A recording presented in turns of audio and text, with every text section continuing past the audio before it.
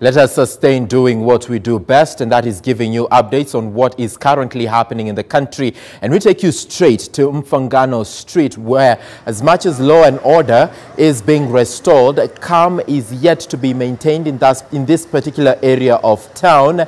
And let's just cross over there and get the action as we are receiving it right about now. Remember, Kenya National Union of Teachers officials have been at loggerheads when it comes to the leadership of Wilson Sossion. In fact, reports indicated earlier that out of the 38 National Executive Council members, only 9 were in support of Wilson Sossion continuing being at the helm of KNUT. Flash forward, we saw the courts actually give an order that would subsequently bar the ouster of Wilson Sossion as Secretary General of the Kenya National Union of Teachers. And this morning we saw members of KNUT make way to the union's headquarters in Mfangano Street, where they were just looking for avenues where they can actually ouster Wilson Sossion. We saw presence of anti-riot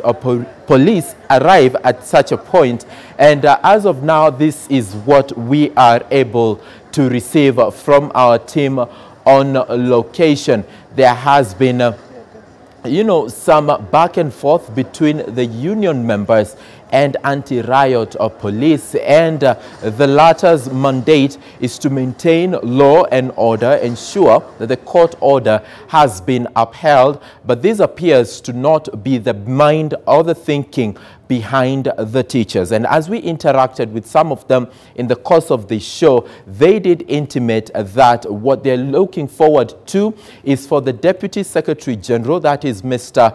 Henry Otieno, to take over leadership of Kenya National Union of Teachers in an acting capacity, and this will be ratified by an election that will be conducted during the annual delegates conference that is expected to be held by the end of this year. So how will this particular story pan out to be? Well, as we say right here in the media, is that only time will tell.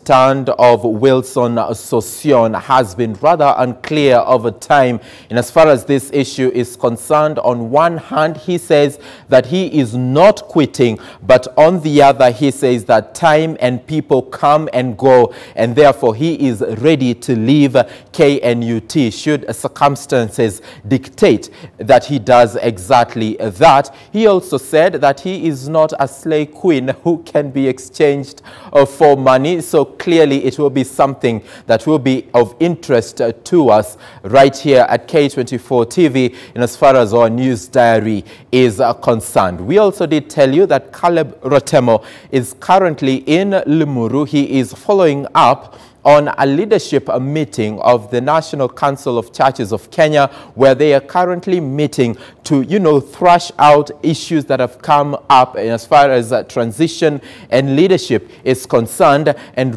right about now, would like to cross over to Limuru and just bring in our reporter, Caleb Rotemo. Thank you so much for joining us, Rotemo. Just bring us up to speed with what has developed since the last time we spoke. Not really much, because we're not really privy to what is happening in there. But right now we are told that they are still holding a meeting to square out on some of the issues that have been dogging the NCCK.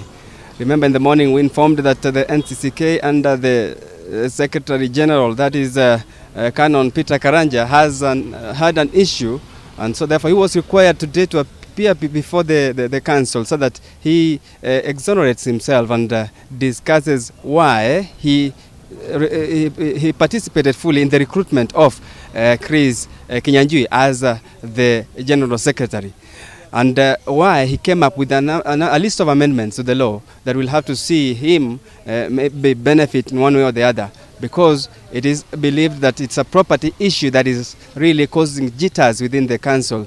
A question that is being asked is what is happening to our churches in the country. And so therefore we shall be waiting to hear on the resolutions that they arrive at when they brief us, if they do so, later on in the day. So from here in Limuru, still we are getting back to studio and getting Kenyans informed so far on what is happening and way forward. Thank you. All right, thank you so much, Caleb Rotemo, for that update live from Limuru. But right about now, straight on, let's bring in our reporter Dennis Matara, who has been following up on the KNUT story. Thank you so much for joining us, Dennis. What have you prepared for us this far? For now, let's just say there is nothing to smile about along Fangano Street. It's just about a few minutes ago, it was chaotic and tear gas all over because the police officers were just moving about here, were throwing tear gas canisters at some of the teachers who were here. But it is alleged that a group of goons actually came to disrupt some of the teachers who had come outside the KNUT offices just to disrupt and kick them out of that place. And in the whole process, it was chaotic, and police officers who were at this location decided to lob tear gas canisters at them and kick them out. And just about now, the street is becoming to, it's a little bit, people are coming back, but a few minutes ago it was totally clear once everybody had scampered to safety.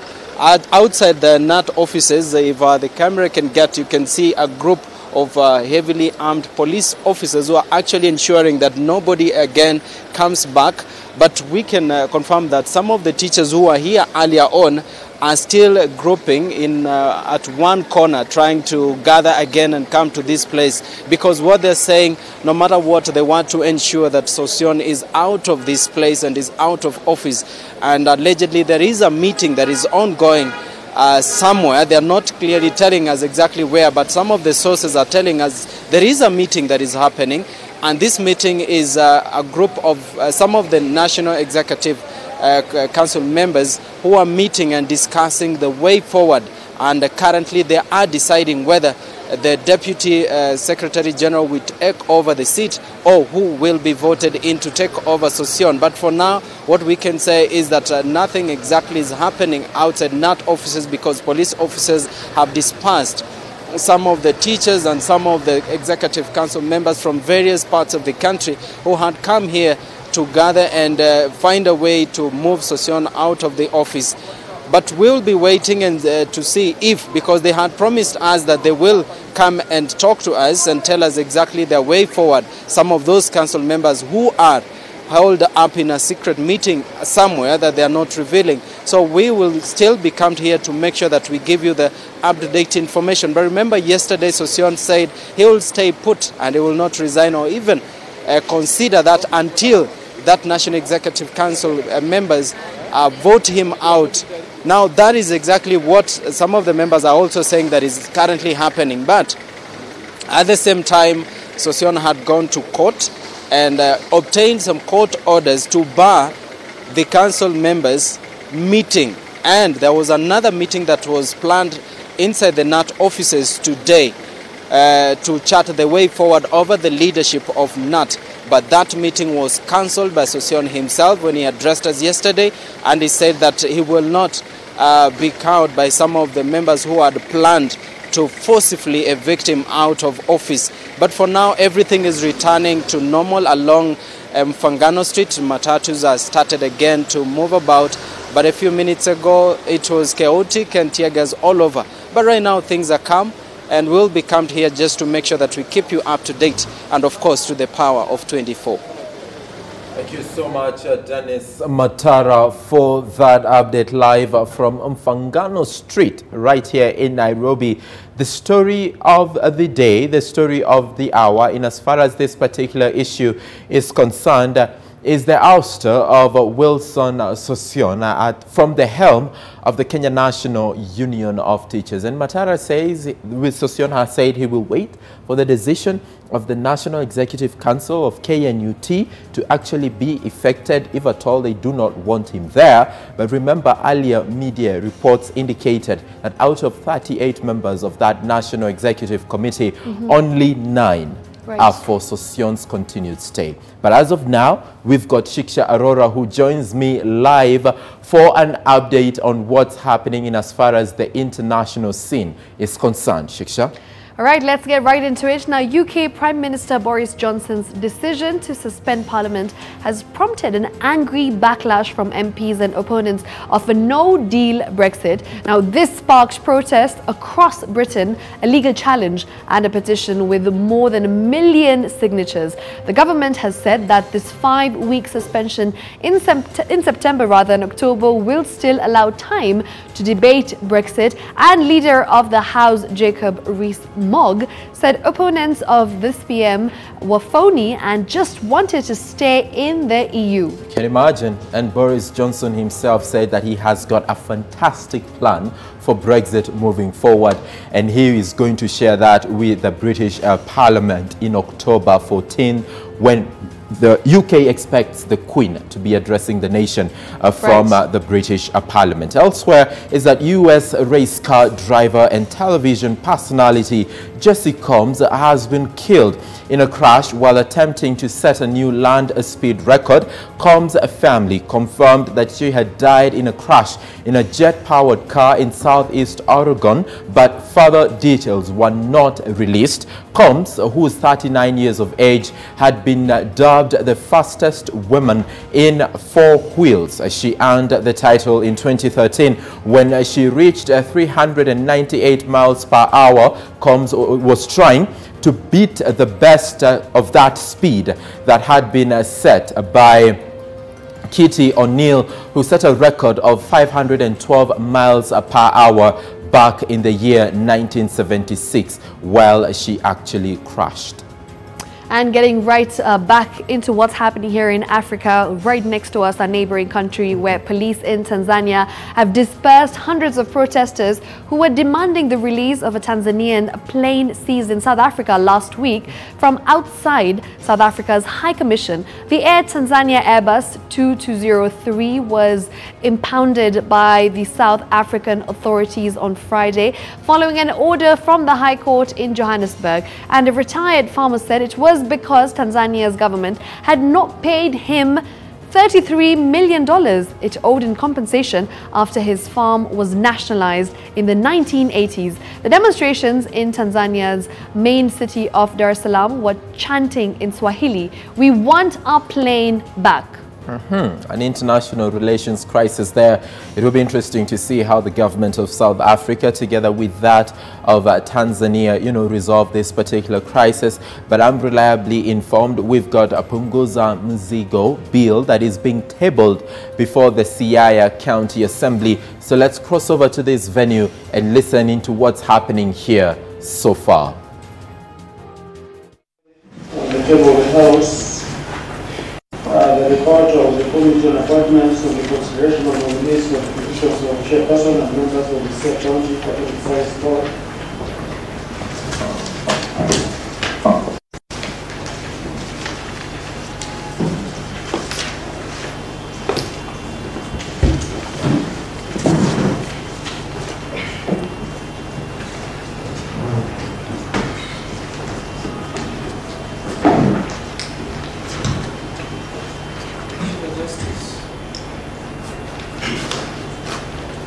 Thank you, the Chair.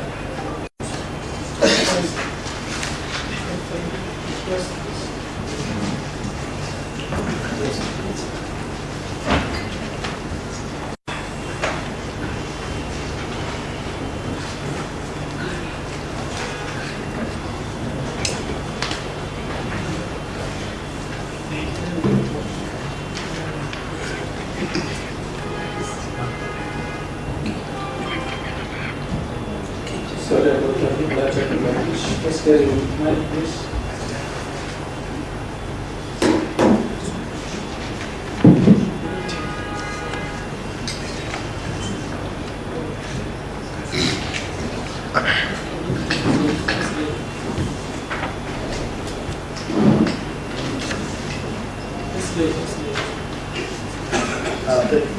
Speaker, allow me to lay this committee report on Wrangles,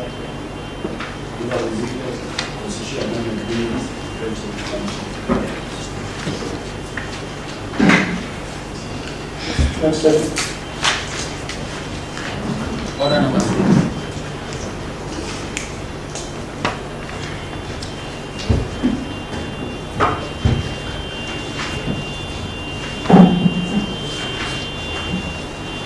Order.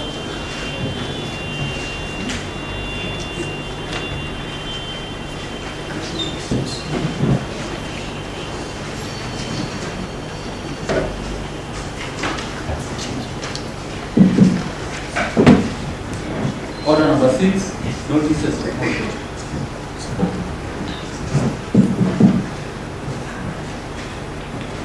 Mr. Speaker.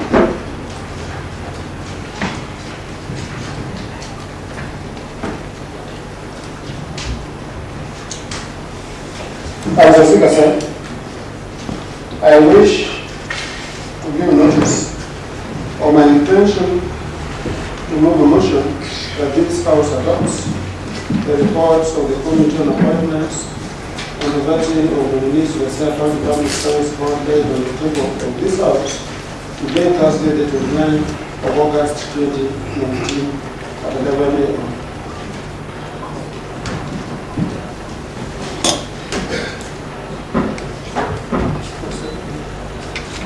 Order number 7.